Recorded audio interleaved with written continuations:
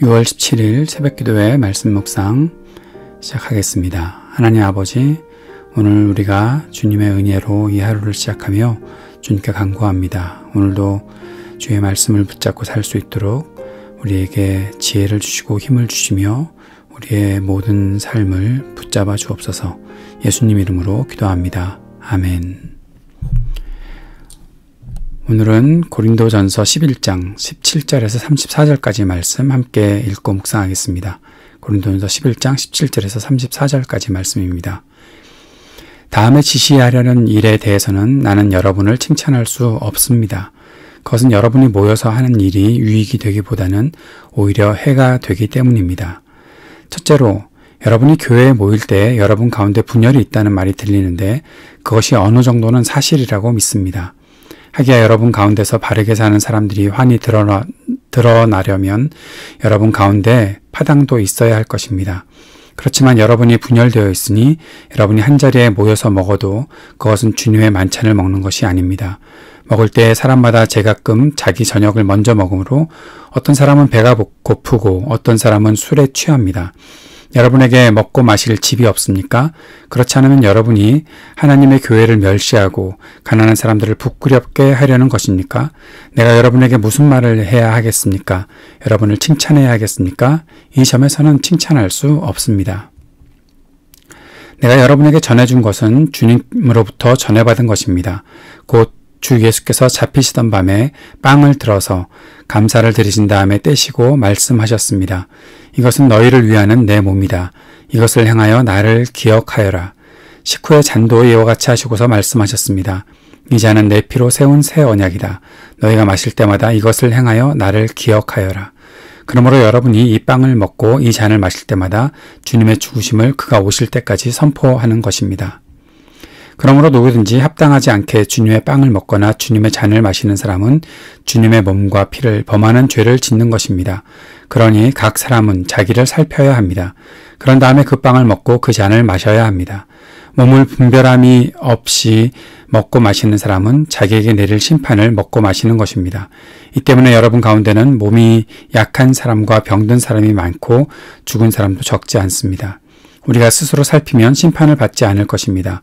그런데 주님께서 우리를 심판하시고 징계하시는 것은 우리가 세상과 함께 정죄를 받지 않게 하시려는 것입니다. 그러므로 나의 형제자매 여러분, 여러분이 먹으려고 모일 때는 서로 기다리십시오. 배가 고픈 사람은 집에서 먹어야 할 것입니다. 그것은 여러분이 모이는 일로 심판받는 일이 없도록 하려는 것입니다. 그 밖에 남은 문제들은 내가 가서 바로 잡겠습니다. 아멘. 바울은 예배에 있어서 성만찬에 문제가 있었던 고린도 교회를 향해 권면합니다. 단순히 권면한다기보다는 엄하게 책망하는 것이죠. 고린도 교회는 성만찬에서 큰 잘못을 범하고 있었습니다. 성만찬을 통해 분열이 일어났던 것입니다. 성만찬이 그리스도의 몸에 참여하는 것이고 그리스도를 통해 공동체가 하나 되는 모습을 보여야 했는데도 불구하고 그들은 분열되어 있었습니다. 분열의 원인은 부자들이 가난한 사람들을 차별했던 것입니다. 교회 안에 부자들이 음식을 많이 가지고 와서 하루에 일이 많아서 늦게 올 수밖에 없는 가난한 사람들, 특별히 노동자들을 기다리지 않고 자기들끼리 먹고 마셨습니다. 결국 가난한 사람들이 도착하면 부자들은 배부름을 자랑하고 취해 있었지만 가난한 사람들은 계속해서 배가 고플 수밖에 없었던 것입니다. 주님의 만찬에 참여한다는 이유로 모였지만 결국 교회 안에서 자기 만족과 차별과 분열을 만들고 있으니 바울이 그들을 강하게 책망할 수밖에 없었던 것입니다. 바울은 부자들을 향해서 매우 강하게 무섭게 꾸짖습니다. 너희들이 먹고 마실 집이 없느냐? 하나님의 교회를 멸시하느냐? 가난한 사람을 부끄럽게 하느냐?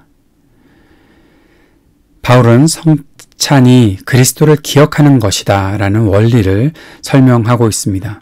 그리고 성찬은 누구든지 합당하게 행해야 한다는 것을 강조합니다. 자신을 살피고 성찬에 참여해야 한다는 것이죠. 잘못에 대해서 책망을 받는 것이 교회를 사랑하시는 주님의 마음이라는 것을 가르치고 있습니다. 그리고 성만찬이 올바로 행해질 수 있도록 가르칩니다. 모두 모여서 식사를 할 수 있도록 기다려야 한다는 것이죠. 그리고 사람들을 기다리는 것이 배가 고파서 어려울 것을 예상한다면 집에서 미리 먹고 오라. 그렇게 가르치고 있습니다. 교회에서 행하는 성만찬은 우리 모두가 그리스도 안에서 하나가 되었다라는 것을 의미합니다. 그리스도의 약속을 받고 한 몸 된 공동체를 이루는 것이 성만찬을 통해서 우리가 꼭 기억해야 할 사실입니다. 그리스도를 기억하는 성만찬을 통해 우리가 주님의 사랑 안에서 한 몸을 이루는 교회를 섬겨 나갈 수 있는 것입니다. 이 모든 것의 원리는 우리가 그리스도 안에서 서로 사랑하는 공동체를 이루고 있다. 그 사실을 기억하고 그 사실 속에 우리가 함께 거하는 것입니다.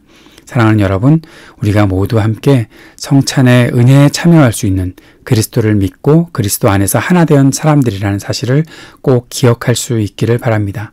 또 성찬에 참여하는 우리 모두가 우리 마음속에 이 땅에 차별당하는 사람이 없어야 한다라는 그러한 귀한 마음을 꼭 가질 수 있게 될 수 있기를 바랍니다. 그 마음 품고 오늘도 함께 기도하고 그 마음으로 주님 앞에 나아갈 수 있었으면 좋겠습니다. 오늘도 이 땅의 어려움들을 우리가 잘 극복할 수 있도록 주께서 우리에게 힘을 더해 주시고 지혜를 주시기를 또 인내를 주시기를 위해 기도합시다. 이 땅의 인종차별도 그치게 하여 주옵소서. 이로 인한 희생이 더 이상 없도록 주님께서 붙잡아 주옵소서. 긍휼히 여겨 주옵소서. 함께 기도하기 원합니다.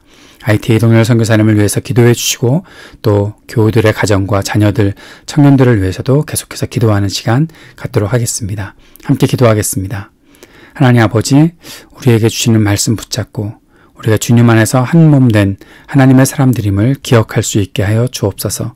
우리 모두가 그리스도를 기억하는 하나님의 사람들, 또 성찬에 참여하는 사람들임을 기억할 수 있도록 도와주옵소서. 우리에게 주신 하나님의 은총을 기억하여 우리가 이 땅에서 차별을 없애고 주님의 은혜 안에서 하나 된 화해의 공동체를 만들어갈 수 있도록 주님 도와주옵소서. 예수님 이름으로 기도드립니다. 아멘.